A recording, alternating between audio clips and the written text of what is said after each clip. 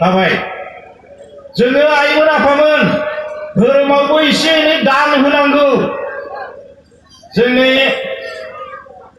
गेवलां मेल बेखेवगिरि आफाया ख्रिस्ट' धोरोमनि मानसि। आफामोना आइमोना सोंना नायनो हागौ ख्रिस्ट' धोरोमा बेसेबां दान होयो। नाथाय जोंनि हिन्दु धोरोमाव बा ब्रह्म धोरोमाव दान होनाया बहुद खम आइमोन आफामोन, बहुद खम। जेरै गुरुफ्रा बा शास्त्रआ जेरै थिनदों बेबायदि जोंनियाव दान होनाय सिस्टेमा दाबो फैयाखै।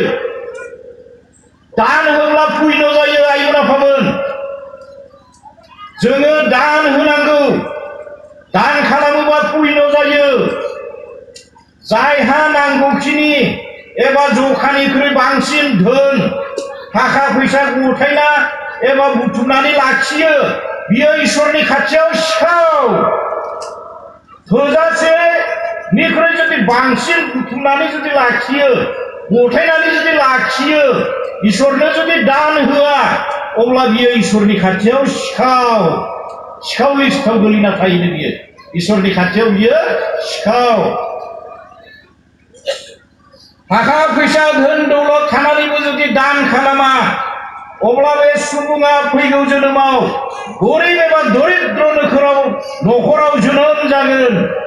आरो उदैनि थाखाय एबा जानाय लोंनाय गाननाय जोमनाय बायदि बायदिनि थाखाय गोबां खस्थ'नि खामानि मावनो गोनां जागोन। जायनि थाखाय सिखाव दाखाय थगायनाय आरि गाज्रि खामानि मावनो गोनां जागोन आरो गाज्रि खामानि मावनायनि जाहोनाव पाप आरजिनो गोनां जागोन। पापनि फरासित बादि गले गले बे संसाराव थैलाय उजिलायै नरक भुगिनांगोन। बेनिखायनो बुंदों दान खालामोबा पुण्य जायो आरो दान खालामाबा नरक भुगिनो गोनां जायो आइमोन आफामोन। बेखौ लिरदों महाभारतआव लिरदों, महाभारत शास्त्रआव दङ। आइमोन आफामोना महाभारत फरायो, रामायण फरायो, खोथाफोरखौ क्लियार सोंनानै लानांगौ। गतिके दाननि खोथाया महाभारतआव दङ। दान खालामाबा मा जायो मोनदांबाय? फैगौ जोनोमाव लायनो बियो गरिब गुन्द्रा नखराव जोनोम जागोननो आरो उदै थाइसेखौ सुफुंनो थाखाय गोबां बियो गाज्रि हाबा मावनो गोनां जागोननो आरो बे गाज्रि हाबा मावनानै पाप आरजिनो गोनां जागोननो आरो बे पापनि फरासित खालामनो थाखाय बियो गोबां नरक भुगिनांगोननो। बेखौ महाभारत शास्त्रआव बुंदों। बेनिखायनो जोङो इसोरनि नामाव बा धोरोमनि नामाव दान होनांगौ। 100आव थाइसे जोंनि धोरोमनि मथेबा मा गिदिर खोथा बिलाय। दिनै ढेकियाजुलि आनसलिकआव जिल्लानि अधिवेशनखौ खुंदों। रायजो राजाफ्रा जुदि दान होआबा, इसोरनि नामाव जुदि दान होआबा जोङो इसोरनि हाबाखौ माबोरै मावलायखो? गतिके आइ आफामोना जेरै इसोर सिबिदों, धोरोम सिबिदों, थिग बेबायदिनो धोरोमनि नामाव इसोरनि नामाव जुदि दान होयोब्ला निश्चय जोङो धर्म कर्मखौ बा अधिवेशनखौ जोङो मोजाङै खुंलांनो हायो। बेनो जाबाय जोंनि सहाय सहजुगिता आरो बे सहाय सहजुगिता अनलायलायनायनि गेजेरजों जोङो जिबिजों जिबि अनसायलायनो हायो, मानसिजों मानसि अनसायलायनो हायो। जायनि थाखाय जोंनि शास्त्रआव मा बुंदों? अहिंसाय परम धर्म। रावखौबो हिंसा खालामै, रावखौबो अयनाय खालामै, रावखौबो मेगन सायै, बयखौबो समान नुनाय, जिहेतु बयनिबो आत्माया एखे। दा बेनिखायनो अहिंसाय परम धर्म होननानै जोंनि शास्त्रआव बुंदों। जाहाथे बेफोरबायदि अनसायलायनाया जाहाथे जोंनि गेजेराव थायो बेखौ आं खावलायबाय। रामायण फरायदों आइमोना आफामोना। रामायणाव जिबायदि मोजां बिदिन्थि होनानै जोंखौ बुजायदों। रामा मासे जुनादखौ मानसि बायदि गियानि गुनि बानायनो हायोनो आरो राबना मानसिखौ जुनाद बायदि बानायनो हायोनो आइमोन आफामोन। रामा जाबाय सासे सत्यबादि सत्पुरुष, धोरोम सिबिसुला, सत्य आदर्श एबा सत्य आदर्शबादि सुबुं। बबे जुनादखौ मानसि बायदि गियानि गुनि बानायखो आइमोन आफामोन बबेखौ बानायखो सोरबा फिननो हागोन नामा रामायणाव मा जुनाद दं हनुमान मोख्रा जुनाद मानसिनिख्रुइ साबसिन हामसिन गियानि गुनि भक्त बानायदों रामायणाव रावणा मानसिखौ जुनाद बानायदों सोरखौ बानायखो मारिचखौ मा जुनाद बानायखो आथिं थोंब्रै गोनां मै नंगौना नङा आइमोन आफामोन रावणनि अर्थआ मा असत गियान गाज्रि आखु हिंसा हिंसि नांलाय खमलाय आरो हिनजाव सिखावबावसो रावणा सोरखौ खावनाय सिखाखौ थारमाने गाज्रि गुन गोनां खबरदार आइमोन आफामोन रामनि संगआव अरायबो था आइमोनखौ आफामोनखौ खावलायदों आङो रामा मा दहायनो बुंबाय आं सैथोबादि धोरोम सिबिसुला सैथो आदर्श गोनां बे रामनि संगआव था गियानि गुनि सत्पुरुष जागोन जुदि रावणनि संगआव थायोब्ला असत प्रकृतिनि जागोन जुनाद बानायजागोन रावणनि संगआव थायोब्ला जुनाद बानायजागोन धर्महीन मनुष्य पशुर समान जों नुनायावसो मानसि आइमोन आफामोन चेहेरायासो मानसि जोंनि गुनफ्रा मानसिनि नङा जुनादनि गोजा दङ जोंनियाव जुनादनि गुन जुनादनि आखु दङ जोंनियाव जों गुबै मानसि नङा गुबै मानसि जानो थाखायनो जों धोरोम सिबिदों बेनिखायनो रामनि संगआव था गियानि गुनि सत्पुरुष जागोन धोरोम सिबिसुला सिबिसुलि जागोन जुदि रावणनि संगआव थायोब्ला जुनाद जागोन बिमा बिफाखौ सिनायनाय नङा बिब' बिनानावखौ सिनायनाय नङा गेदेमा सुबुंफोरखौ सिनायनाय नङा गियानि गुनि सुबुंफोरखौ सिनायनाय नङा धर्म कर्म मावनाय नङा अरायबो हिंसा प्रिया अयनार अत्याचाराव लोब्बा थाग्रा बुथारग्रा सुथारग्रा गावथारग्रा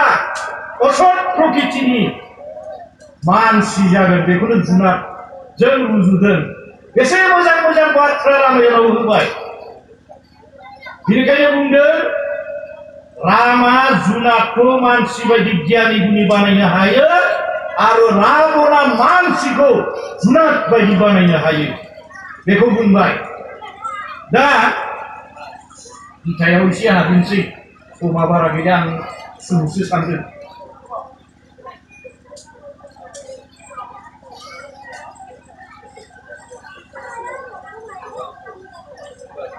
जेब्ला रामजों लोगोसे रामायणखौबो लांफागोन आङो लक्ष्मण आरो सीता देबिया बनबासाव थांदोंमोन अब्ला बुंदोंमोन बनबासाव थांबाय राम लक्ष्मण सीता थांबाय बनबासाव अब्ला बुंदोंमोन रावबो रावखौबो दुखु होनो हाया आरो रावबो रावखौबो सुखुबो होनो हाया सुखु आरो दुखुआ गावनि कर्म फल बायदिसो जायो गावनि कर्म बायदिसो सुखुबो फैयो लोगोसे दुखुबो फैयो आरो लोगोसे आशीर्वादबो फैयो आइमोन आफामोन दा जोंनि गेजेराव मा बुंलायो आमखाय आंखौ दुखु होबाय थायोलै बा आमखानि थाखाय आं सुखु मोनबाय बा आमखानि थाखायसो आं आशीर्वाद मोनबाय होनना बुङो नाथाय बिदि नङा गासैबो गावनि कर्म फलनि थाखायसो दुखुबो जायो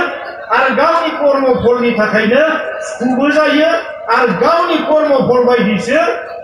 आशीर्वादबो मोननो हायो आइमोन आफामोन बेखौ बिराद दुखु खस्थ मोनसिगोन होननानै राम लक्ष्मण आरो सीता देबिया जेब्ला बनबासाव थांदोंमोन अब्ला सासे मानसिया सोंदोंमोन अब्ला डाइरेक्ट बुंखादों रामा जे माने ओरैबायदि सानदोंमोन बे मानसिया माने हमना ला दशरथनि थाखायनो दुखु मोननोसै दशरथनि थाखायनो बनबासाव थांनानै गोबां दुखु खस्थ' सैनांसिगोन बेबायदिखौ साननानैनो बे मानसिया सोंदोंमोन अब्ला बिनि फिननायखौ जि मोजां होबाय जे रावबो मानसियानो रावखौबो दुखुबो होनो हाया रावबो मानसियानो रावखौबो सुखुबो होनो हाया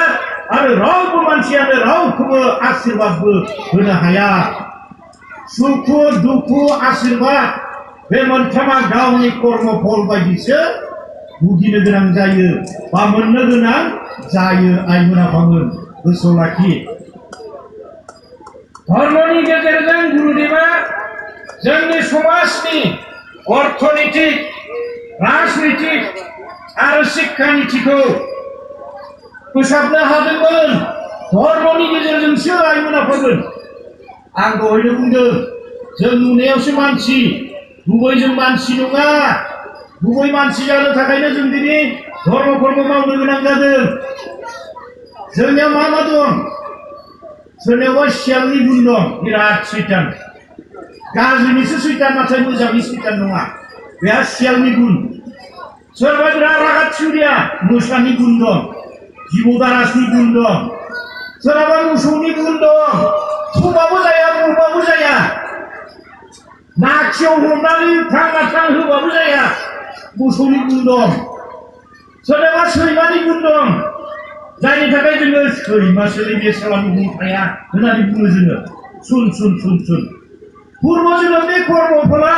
बे जोनोमाव 50 भाग फैफायो 150 भाग फैफायो पूर्व जोनोमनि कर्मफला 150 भाग बे जोनोमाव फैफायो आइमोना बुंगोन जायनि थाखाय मानसिनि गुना आलदा जुदा सोरनाबा मोसौनि गुन दं सोरनाबा अमानि गुन दं सोरनाबा सैमानि गुन दं सोरनाबा सियालनि गुन दं बेबायदिनो गावबागाव गुन दङ आरो बे गुन बायदियैनो गावबागाव बे संसाराव हाबा मावो सतरज दङ मोनथाम गुन दङ प्रकृतिया बे मोनथाम गुननि अधीन जिउ जिबिफ्रा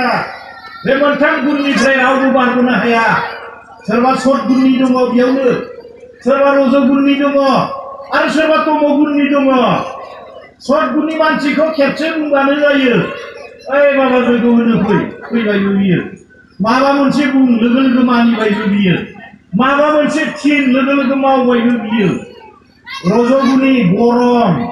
याहाय लागाव गरम रज गुननि तम गुननि अज्ञान जेबो गैया जानांगौ लोंनांगौ थानांगौ याहाय थैनायनि उनाव जिखि जाया बेबायदि सत गुन रज गुन तम गुन बे मोनथाम गुनखौ लानानैनो जिबिफ्रा बे संसाराव दावबायो तम गुननि रज गुननि मानसिखौ धोरोमाव सखल होनो बिराद गोब्राब गनायनो नागिरा सत गुननि मानसिखौ खेबसे बुंबानो जायो बहुद समस्या आइमोना आं जे दहाय बुंदोंमोन बे मायानो संसारखौ सोरखिलांनो हाबासो सोरगो रायजो मोनगोन होनना बुंदोंमोन बे मोनथाम गुनखौ जाय सोरखिलांनो हागोन बेसो परम ब्रह्म प्राप्ति जागोन तम गुननिफ्राय रज गुनाव फैनांगोन रज गुननिफ्राय सत गुनाव फैनांगोन आरो सत कर्म मावनायनि गेजेरजोंसो बे आत्माखौ परित्राण खालामनो हायो ब्रह्म कृपा हि केवलम ईश्वरा अनसायोबा गासिबो जाजोबो मुखं करति वासलं खंगयते गिरिम जत कृपातम ह परमानन्द माधव ईश्वरा जुदि अनसायोबा सासे पंगु व्यक्तियाबो गेदेमा हाजोखौ मानबायनानै बारलांनो हायो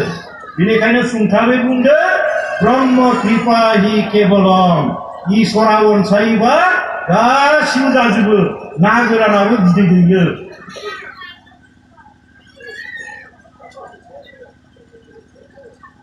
धर्मनि गेजेरजों गुरुदेवा जोंनि समाजनि अर्थनैतिक राजनैतिक आरो शिक्षा नीतिखौ फोसाबदोंमोन धर्मनि गेजेरजोंसो मानसिया गुबै गियानि गुनि जानो हायो आइमोना बुङो गोदो मामोन जोंनि बर' हारिया खिबा खिनानै मास मोनसे गाहाम दुगैयामोन खिनानै खिथु सुनो रोङामोन गनसि लायो गनसि बे गनसिजों एरलाबनानै थायो सोरबा सोरबा आलि गोजौ नायनानै जुहुजुबनानै थायो सोरबा सोरबा बिलाइखौ बोस्रोदनानै हुगारनानै थायो हा मास मोनसे गाहाम दुगैयामोन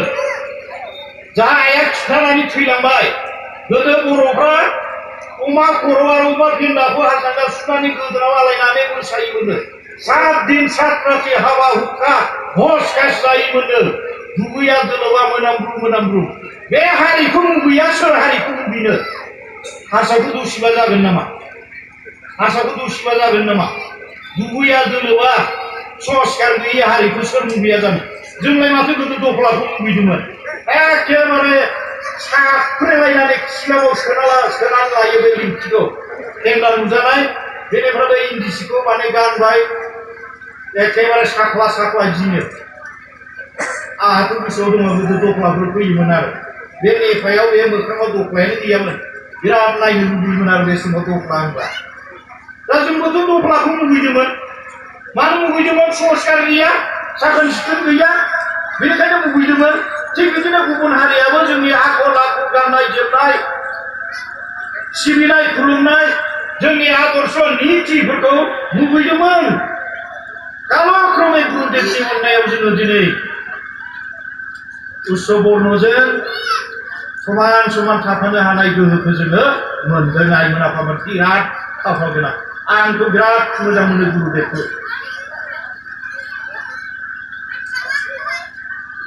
वार्निं होलै बाबा खिथा जाखो गारि सालायनो हायालै हराव बारा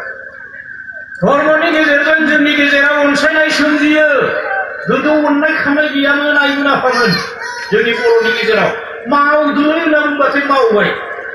बुथारदोलै बेखौ होनना बुंबाय नाथाय दानिया ब्रेक जाबाय ब्रेक रागायाथ' थाबजोबा गोदो बेदर जानाय ना जानाय जुमाय लोंनाय बे थैया संस्कार जायाखै साफा जायाखै रागाया दङ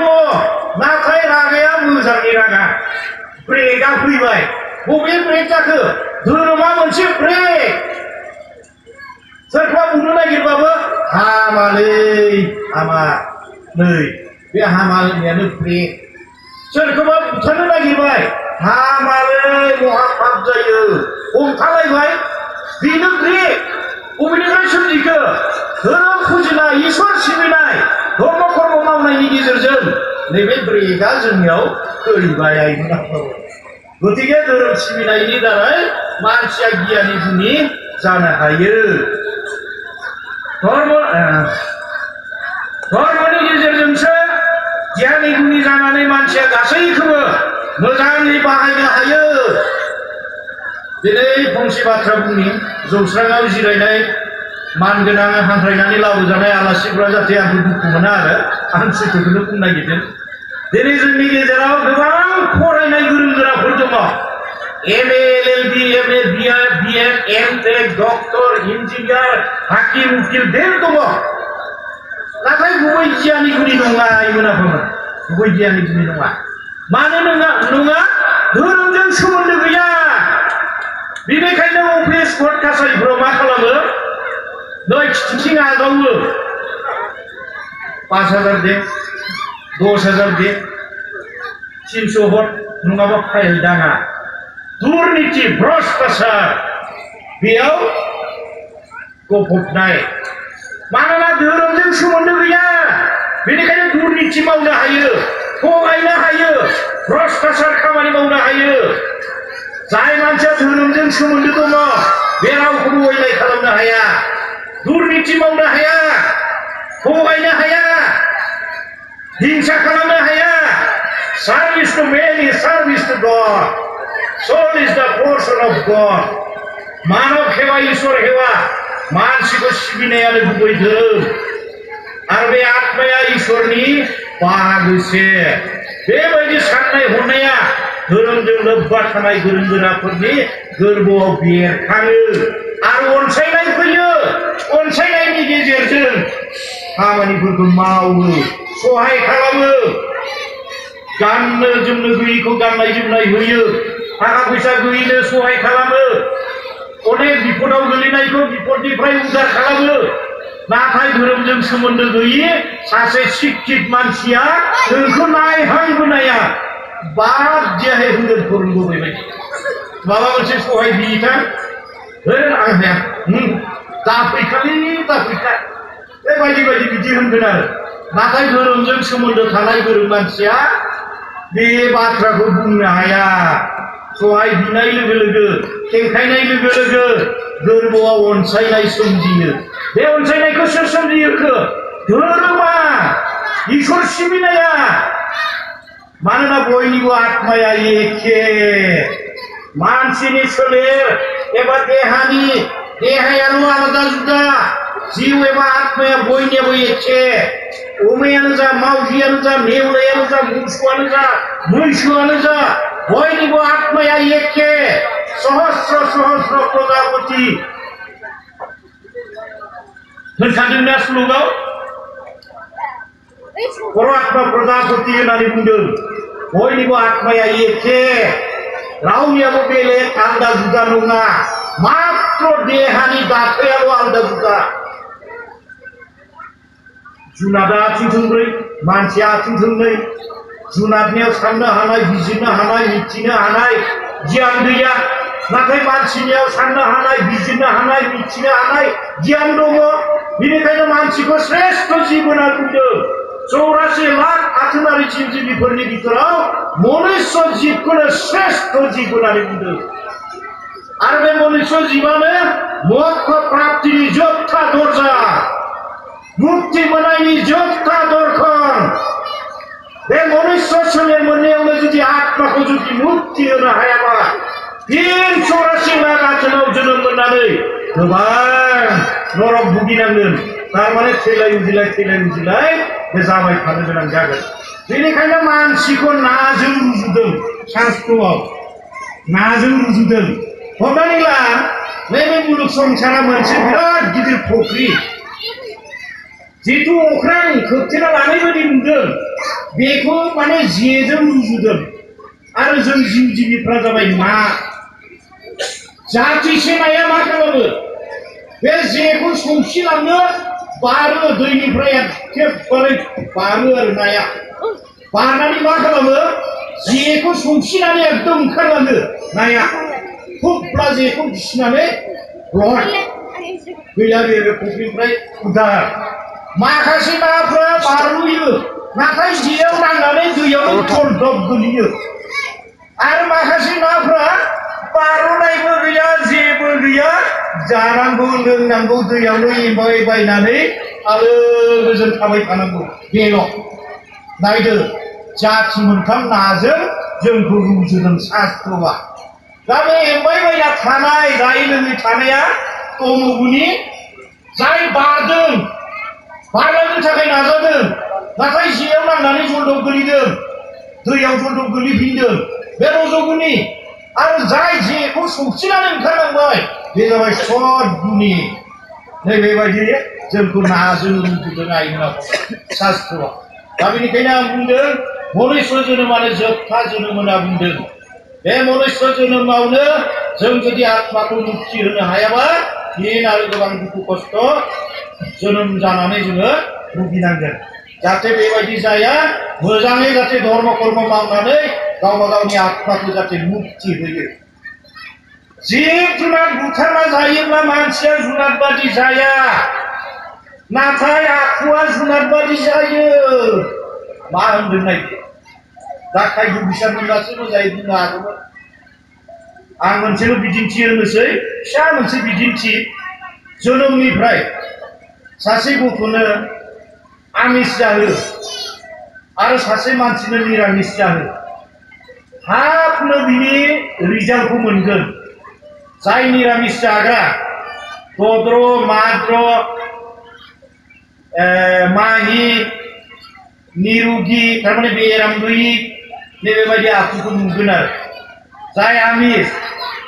रागा थिउरिया उद्रिग्रा एखेबारे माने सतर बतर नैबेबायदि आखुखौ नुगोन आरो मानो होनदों खायद हयते रस हयते रक्त हयते सभा जाय जेरैबायदि आदार जायो बे आदार बायदिनो रस मोनगोन आरो बे रस बायदिनो थैया सोमजिगोन आरो बे थै बायदिनो आखल आखुआबो सोमजियो बेनिखायनो बुंदों खाद्य हयते रस रस हयते रक्त रक्त हयते स्वभाव दाउदैयाथ' एखेबारे गाज्रिसिन दा डक्टरफोरा मा बुङो दाउदैखौसो जानो थिनो मेडिकेलाव एखेबारे गाज्रि दङबा दाउदैयानो गाज्रि जिब सृष्टि खालामनो हानाय भ्रमखौ ध्वंस खालामबाय मासे दाउआव खि थायो खिखौबो जाबाय गां थायो गांखौबो जाबाय आसुगुर थायो आसुगुरखौबो जाबाय गासिखौबो जाजोबनाय जायो दाउदै जाग्रा मानसिया बेखौ लांगिया बिराद गोलाव जागोन नांगिया बेखौ मालाबा बुंगोन जिब जुनार बुथारना जायोब्ला मानसिया जुनार बादि जाया नाथाय आखुआ जुनार बादि जायो जोंनि समाजाव थानाय कंस कृष्णनि बिमाय आरो राबन महरनि सुबुंफ्रा संस्कार जायागौमानि जोंनि समाजा दावगानायनि लामायाव फैनाय नङा बिराद गिदिर मोनसे बाथ्रा बुंबाय आं आइमोन आफामोन दिनै ब्राह्मण समाजा ब्राह्मणफ्रा सुबुं समाजाव जायगा गैयै जादों दुखु मोननाङा दै गुरुदेवा समाजखौ फोसाबलांदोंमोन रांखान्थिखौ फोसाबलांदों धर्म नीतिखौ फोसाबलांदों नाथाय दिनै फैयै फैयै मा जादों आरो उल्था जानो हमदों ब्राह्मणफ्रा सोर ब्राह्मणफ्रा धोरोमखौ रैखा खालामो सोर ब्राह्मणफ्रालाय जायफोर दीक्षा गुरु जायफोर अधिष्ठाता जायफोर प्रसारक बिसोरनि आखायावसो धोरोमा दङ बिसोरसो धोरोमखौ रैखा खालामगासिनो दङ नाथाय दिनै बे ब्राह्मणफ्रा समाजाव जायगा गैयै जादों माबोरै जायगा गैयै जादों हाबा हुखा भज कास बार्थडे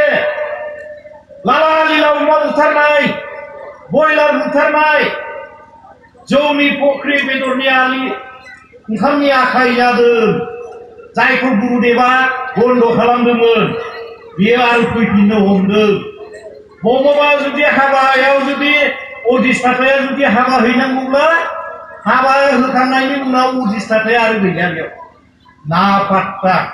ना ओंखाम जाहोहरनांगौ ना अधिष्ठाताखौ एसे मोजाङै बानजाय हरनांगौ जेबो थाल गैया मुथते ब्राह्मणा सुबुं समाजाव जायगा गैयै बायदि जादों आं बारा बुंलिया आंखौ रायगोन दा बारा बुंबाय थाबा गावबागाव एसे सांग्रां जादों दिनै जोंनि ब्रह्म धोरोमा 112 बोसोर जाबाय आइमोन आफामोन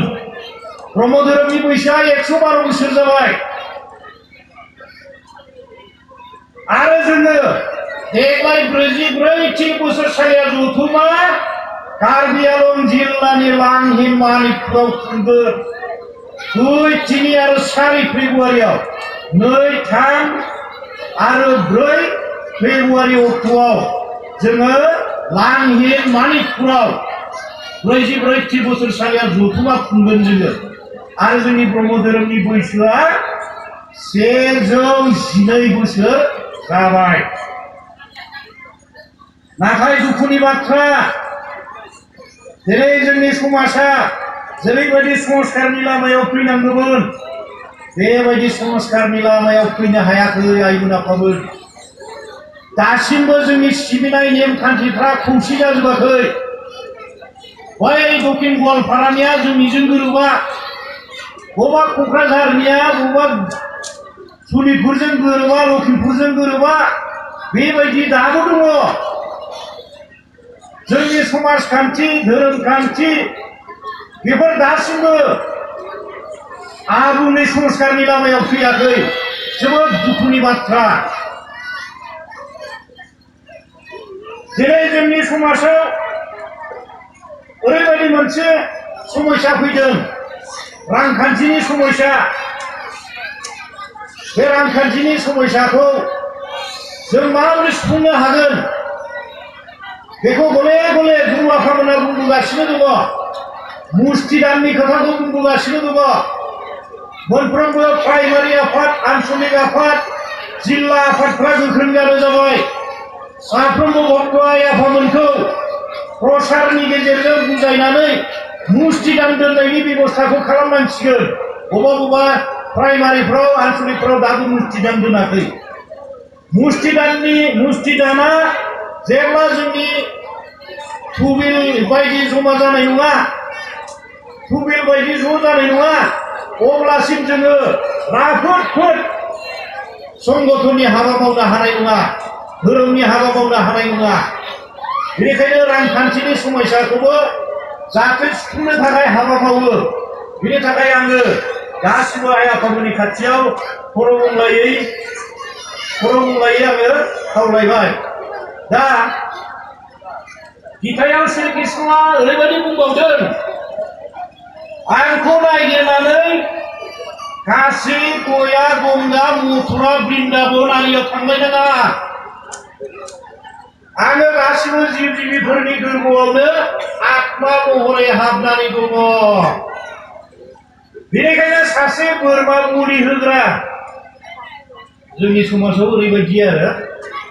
सोरबाखौ आं खोनादों बेनिखायनो आं बेखौ लादों एखेबारे अमा दानबाय थाग्राखौ नायनो हाथारा सोरबा एकदम बयलार दानबाय थाग्राखौबो नायनो हाथारा बेबायदि दङ आरो बेनिखायनो बेखौ बुंफानो नागिरदों आं दिनै आं बुंलांसै मोजाङै खोनासंना ला सासे बोरमा मुलि होग्रा सासे दाउ हाथारग्रा सासे मैसो बोलि होग्रा सासे बयलार दानग्रा सुबुंनि गोरबोआवबो इसोर दं बै गोजौआव जे बुंबाय गासिबो जिउ जिबिफोरनि गोरबोआव आङो आत्मा महरै हाबना दङ होननानै जे श्री कृष्णआ बुंबाय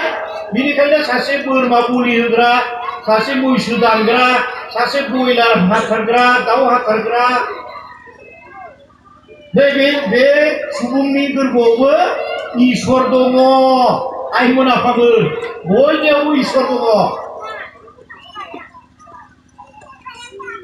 बिसोरो जेरैथि सिबिया जेरैथि खुलुमा दाउ हाथारनानैनो जा लागि बोरमा बोलि होनानैनो जा लागि मैसो बोलि होनानैनो जा बेखौ इसोरा आजावनानै लायो इसोरा रावखौबो बासिया नैबे पापि नैबे धार्मिक होननानै रावखौबो बासिया सोरखौबा धार्मिक सोरखौबा पापि होननानै इसोरा बासिया मानोना गासिबो इसोरनिनो सोरजिनाय बिनिनो फिसा फिसौ एबा बिनिनो गथ' गथायजों इसोरा जोंनि बिमा बिफा जोङो बिनिनो गथ' गथायजों नाथाय आइमोन आफामोन बेखौ बुंना दोनबाथ' जिरायगोनांगौ बे बाबाया माबा उल्थासो नामा ब्रह्म धोरोमनि बिदि होनखागोन आरो फुरा होनखागोन आरो सोरबा माने माथोखौनो होनाय नङा आंखौ बे ब्रह्म धोरोमनि उल्था होनना बुंगोन आंखौ खोनासं आइमोन आफामोन नाथाय आइमोन आफामोन श्रीमद भागवत गीतायाव श्री कृष्णआ अर्जुनखौ गले बुंदों नै अर्जुन बे संसाराव मोनफ्रोमबो मावनाय कर्मआवनो फल एबा फिथाइ दं अदेबानि मोनफ्रोमबो कर्म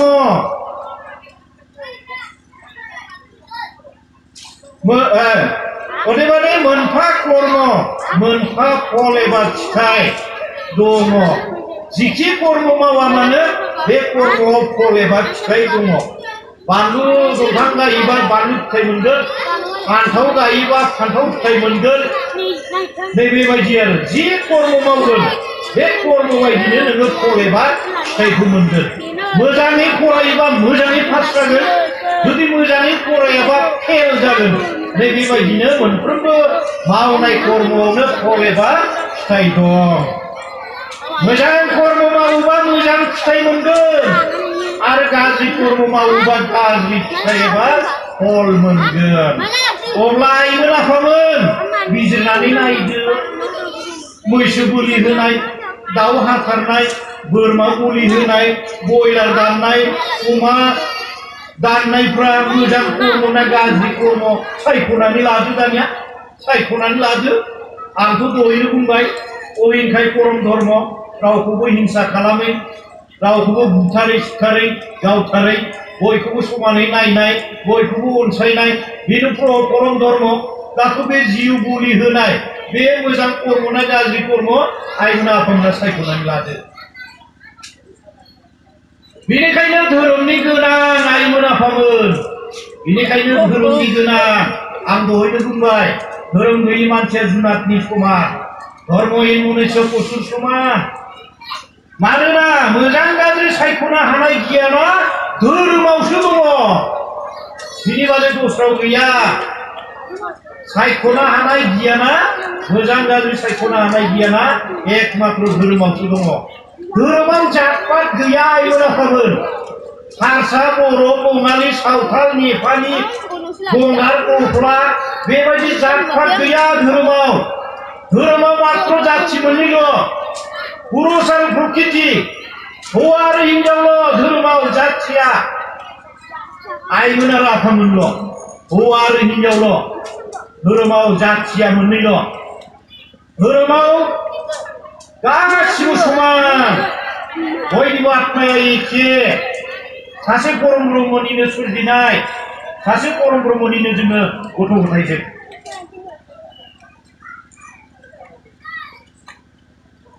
भागवत नाथाय गीतायाव आरो बुंबावदों, मा बुंदों? भागवतनि खोथासो आसलते। आंखौ गोजोन होनो थाखाय आंखौनो हाथारनानै फुजा होयो